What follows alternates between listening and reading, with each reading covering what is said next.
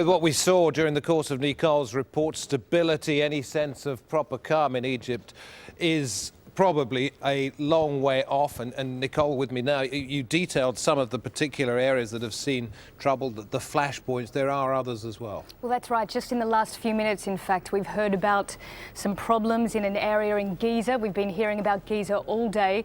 But this problem is in a village called Nahia, and the reports are that there's very heavy fighting going on at the moment between protesters there as well as security forces. Now, not only Nahia, you're seeing some pictures now in Sahag, and we know that 4 people were killed in that area. You're seeing pictures there of the injured, of people demonstrating in the streets. Also, 4 people killed near Giza and 1 in Beni Suef. So the latest death toll is 11 people, but we're still trying to get a breakdown on the figures, exactly who and where. So much of the trouble over the course of the last 2 years has been centred on the capital, Cairo. How was that? It's an interesting point, actually. Most of the trouble that we've seen today, so to speak, has been outside of Cairo, the closest area really Giza. But other than that, it's been across Egypt. So we're talking the Nile Delta, Upper Egypt. It's really been spread around. But in downtown Cairo, in the central part, it sounds like a very heavy security presence. We know that there's been more than 300,000 police and military on the streets. So there it seems to have been quieter, pretty calm and orderly at the voting stations.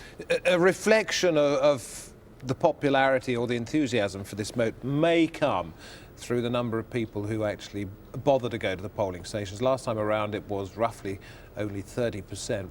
What do we know about so far? Well, we're really still waiting to hear about that. We have another day of voting to happen. The Election Commission is expected to come up with a press conference sometime in the next couple of hours to talk about that voter turnout, but they'll be trying to get figures at least similar to the last referendum. They'll want to get at least 30% of Egyptians voting, and they'll want to get at least 2/3 of them voting yes. That's the military-backed government, of course, to push through this referendum because they need as much legitimacy as they can get throughout this process. Nicole, thank you very much indeed. A great deal more on the Egyptian elections at Jazeera.com. That's the web team working away behind me. One of the stories they're covering out of Egypt is the fact that more than 30 international media organisations have issued a statement calling for the immediate release of 5 Al Jazeera journalists who are still being detained in Egypt. Producers Mohamed Fahmy, Baha Mohamed and correspondent Peter Grester are accused of spreading lies harmful to state security and of joining a terrorist group. Al Jazeera says the allegations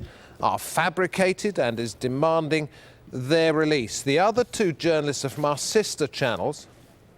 Abdullah Al-Shami is a reporter and Mohammed Badr is a cameraman. They have been detained now for 5 months.